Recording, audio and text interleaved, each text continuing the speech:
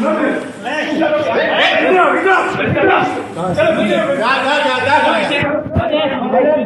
लोग कुछ नहीं कर सकते।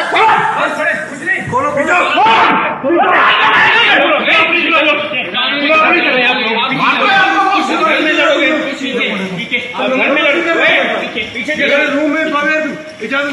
अस्सलामुअलैकुम।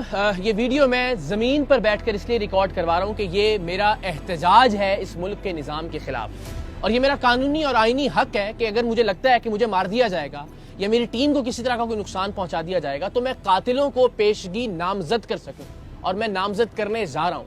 अगर खुदा न खास्ता ऐसी कोई नागहानी सूरत हाल होती है तो उस सूरत में मेरे या मेरी टीम के कत्ल का मुकदमा इस सूबे के चीफ जस्टिस, इस मुल्क के चीफ जस्टिस, इस सूबे के आईजी और इस मुल्क के हुक्मरानों के खिलाफ दर्ज होना चाहिए। इसलिए कि इससे पहले वीडियो में मैं आपको बता चुका हूं कि एक शख्स जिसे 2017 में रेंजर्स के साथ हमने गिरफ्तार करवाया था, जो जाली डीएसपी था, जब हमने रेंजर्स के साथ रेड की उस वक्त भी कपकपाती, रोती, बिलकती, चीखती, चिल्लाती, मदद मांगती बंधी हुई लड़कियों को हमने वहां से उसके चुंगल से बाजियाब करवाया था।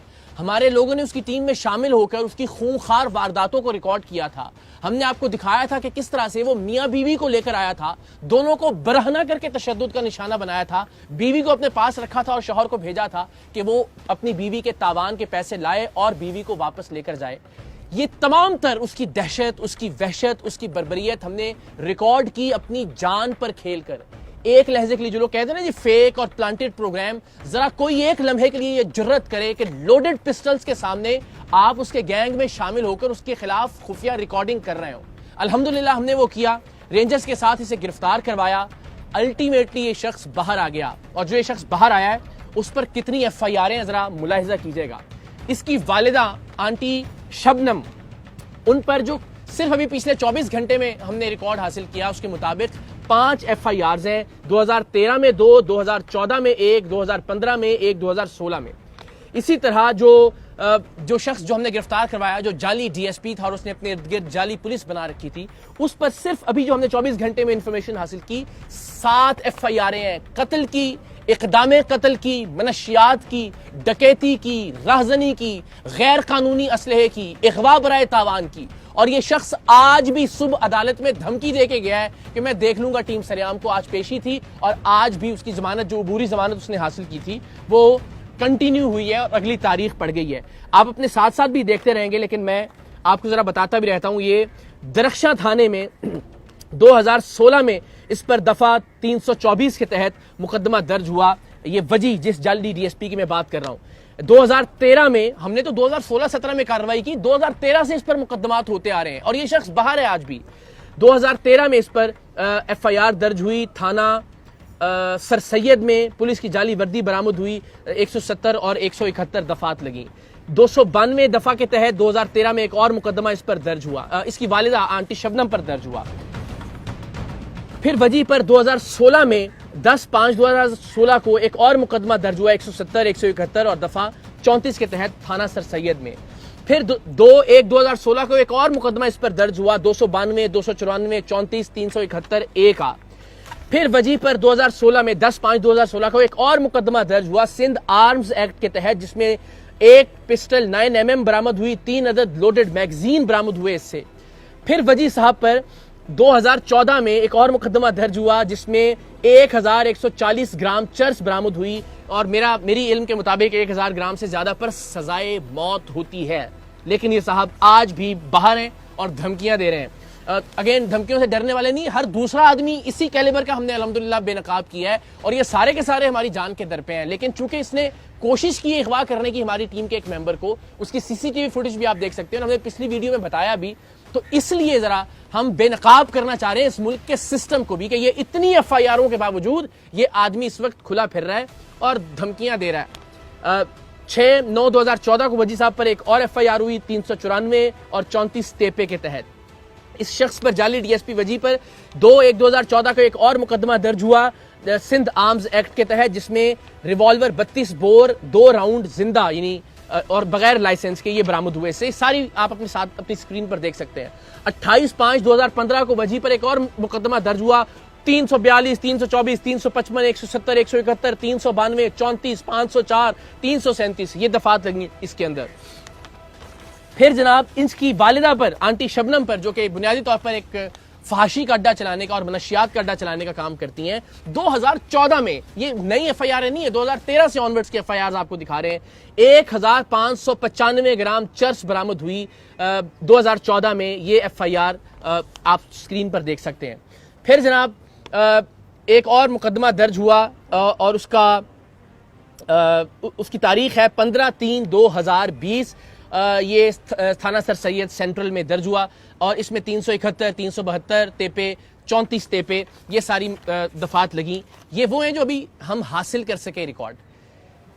इस कदर खतरनाक मुजरिम, कत्ल, इक़दाम कत्ल, मनशियात, गैर कानूनी असलहा, अगवा बराए तावान, जिसे रेंजर्स के साथ हमने गिरफ्तार करवाया, जो इस वक्त बाहर निकलकर हमारे एक मेंबर को गिरफ्तार कर अगवा करके तशद्दुद की गरज से उसने उसको बताया कि मैं तुम्हें हब चौकी पर ले जाकर टुकड़े करके मारूंगा और बाकी मेंबरों को भी टीम सरेआम के। और वो अल्लाह की मेहरबानी से सीसीटीवी फुटेज में आप देख सकते हैं कि जो उसे गोलियां जबरदस्ती पिस्तौल के जोर पर खिलाई थी, उनका असर जायल हुआ और बेचारा वो भागने में कामयाब हो गया। तो उस अगवा का जो पर्चा हुआ उसकी गिरफ्तारी से पहले जमानत हो गई और आज उसकी जमानत में मजीद तौसी हो गई है। इस कैलिबर का शख्स इस मुल्क के अदालती निज़ाम के हाथों आज़ाद फिर रहा है। हमें तो अल्हम्दुलिल्लाह, मैंने अर्ज़ किया कि आप, ये तो एक बहुत ही छोटे लेवल का मुजरिम होगा, इससे बड़े बड़े मुजरिमों को बेनकाब किया है। हम तो जब घर से निकलते हैं तो अपने बच्चों का माथा चूम के इस नीयत से निकलते हैं कि वापस पता नहीं आ सकेंगे या नहीं आएंगे, किस गोली पर हमारा नाम लिखा होगा। टीम सरेआम के जितने भी मेंबर हैं अल्हम्दुलिल्लाह जान लिटरली हथेली पर रखकर बेनकाब करते हैं मुजरिमों को और हर वक्त मौत का सामना करने के लिए तैयार रहते हैं। लेकिन जो खतरनाक चीज़ है, एक तो ये कि एक ऐसा आदमी जिसने टीम सरेआम की मदद की, वो अगवा हुआ, अगवा होने से वो बच निकला किसी तरह से, और उस पर जो एफआईआर हुई उसमें उसको जमानत मिल गई, उस मुजरिम को जिस पर दर्जनों मुकदमात हैं, कत्ल के, इक़दाम कत्ल के, असलहे के, अगवा बराए तावान के। और इससे बढ़कर ये कि आज भी अदालत में खड़े होके वो उस शख्स को धमकी दे रहा है कि मैं देख लूंगा तुम्हें भी और टीम सरेआम को भी। तो ये मुझे नहीं पता कि कौन सा लफ्ज़ इस्तेमाल किया जाना चाहिए इस मुल्क के निज़ाम इंसाफ के लिए। पुलिस एहलकार ज़ाहिर वो यही कर सकते हैं, उन्होंने ये इतने सारे पर्चे दिए हैं उस पर। अब ज़ाहिर अदालतों का काम है कि उसको सज़ा दी जाए, कम से कम ऐसा खतरनाक आदमी बाहर ना हो। 3 साल ये जेल में रहकर आया है और जेल में रहने के बाद इसने एक पूरा गैंग तश्कील दे दिया है और बाहर आकर जो ये कार्रवाइयाँ कर रहा है उसकी भी हम तफसीलात इंशाल्लाह जल्द आप लोगों से शेयर करेंगे। लेकिन आप सोचें, इस मुल्क में क्या आप और मैं अपने बच्चों को छोड़कर मरना पसंद करेंगे इन हालात में कि जब एक क्रिमिनल इतना ताकतवर है, एक फहाशी का अड्डा चलाने वाली उसकी माँ इतनी ताकतवर है कि इतने मुकदमात में वो इस वक्त भी जमानत पर है और धमकियां दे रहा है। और आज ही उसने एक मोबाइल शॉप पर जाकर हमारे ही एक मेंबर के शनाख्ती कार्ड पर एक मोबाइल फ़ोन भी ख़रीदा है और उसकी भी तस्वीर हमें मौसूल हो गई हैं। ये हाल है इस मुल्क का। हमें कहा जा रहा है कि जी आप पुलिस की सिक्योरिटी ले लें जब तक हम इस शख्स को गिरफ्तार नहीं करते। किस चीज़ में गिरफ्तार करेंगे? ये इतने सारे मुकदमे हैं, सब में तो उसकी बेल हो गई, वो बाहर आ गया है। मैं शुक्रगुजार हूँ DIG साउथ का, SSP साउथ का, SP साउथ का, SSP इन्वेस्टिगेशन बशीर बरोही साहब का, शिराज साहब का, जितने भी अहबाब हैं फ़ोन कर रहे हैं, हमदर्दी का इजहार कर रहे हैं, कह रहे हैं जी पुलिस एहलकार भिजवा देते हैं आपके साथ, टीम के साथ। लेकिन हम आवाम के टैक्स के पैसों से सिक्योरिटी नहीं लेंगे। हम अपने तौर पर जो कर सकते हैं वो कर रहे हैं, लेकिन इन्हीं वसाइल को इस्तेमाल कीजिए इस तरह के मुजरिमों के खिलाफ, खुदा के वास्ते। वरना कोई भी शख्स जिसका बस चलेगा वो इस मुल्क से चला जाना चाहेगा। वो नहीं चाहेगा कि इस तरह के निज़ाम इंसाफ के अंदर अपनी औलाद को छोड़कर वो इस दुनिया से रुखसत हो। सो मेरी जितने भी अरबाब इख्तियार इस वक्त देख रहे हैं, बिलखुसूस अदालत से मुतल्लिका जो शख्सियात हैं, अल्लाह ने जिन्हें इख्तियार दिया इंसाफ का, उनसे दस्तबस्ता दरख्वास्त है, इस क्रिमिनल रिकॉर्ड का हामिल शख्स भी अगर इस वक्त आज़ाद फिर रहा है तो फिर वो लोग जो तनकीद करते हैं वो तो करते ही हैं, मैं भी तनकीद कर रहा हूँ। अगर इस पे तौहीन अदालत लगती है तो मैं हाजिर हूँ, गिरफ्तार कर लीजिए, जो सज़ा बनती है आप बिल्कुल सज़ा दीजिए। लेकिन अपने बच्चों के लिए, अपने बच्चों के मुस्तकबिल के लिए हम आवाज़ उठाते रहेंगे। मकसद कोई हमदर्दी वसूल करना नहीं है, कोई सिक्योरिटी लेना नहीं है और ना इंशाअल्लाह अज़ीज़ हम लेंगे। मकसद सिर्फ बेनकाब करना है इस मुल्क के निज़ाम इंसाफ को। ये बताना है कि इस मुल्क में मुजरिम, कातिल, अगवा करने वाला, फहाशी का अड्डा चलाने वाला, मनशियात का अड्डा चलाने वाला कितना ताकतवर है और सच दिखाने वाला और सच को बेनकाब करने वाला कितना वल्नरेबल है, कितने खतरे में है। अल्लाह ताला पाकिस्तान का हामी और नासिर हो। हम अपने हिस्से की शम्मा रोशन करते रहेंगे, चाहे उस शम्मा में, उस दिए में हमें अपना लहू शामिल करना पड़े। इंशाअल्लाह। पाकिस्तान जिंदाबाद।